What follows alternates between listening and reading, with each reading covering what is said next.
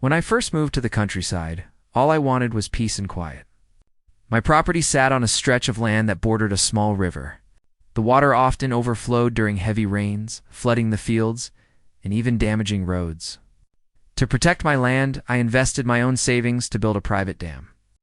It wasn't just for MIT helped control the water flow and kept the entire neighborhood safe, but the homeowners association saw it differently. Instead of thanking me, they claimed I had built a structure without approval.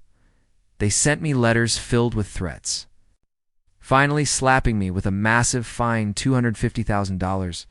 I couldn't believe it. This dam was the only reason their own homes hadn't been flooded year after year.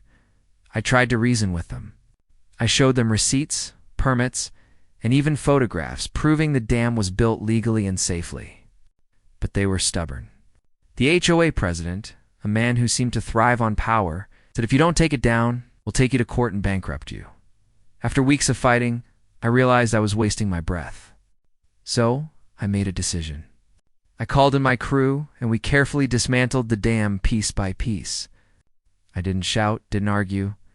I simply let it go, exactly as they demanded. For a while, nothing happened. The river stayed calm, and the HOA proudly walked around as if they had won. But nature has its own way of teaching lessons. That spring, the rains came heavier than usual. The river swelled, and without the dam to hold it back, water rushed downstream with unstoppable force. One by one, the houses in the HOA's community began to flood.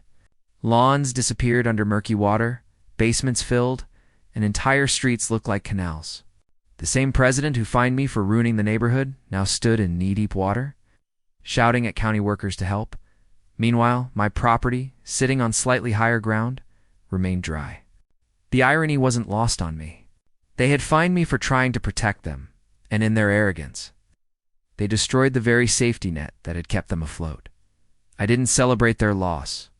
I simply watched quietly, knowing I had done everything I could.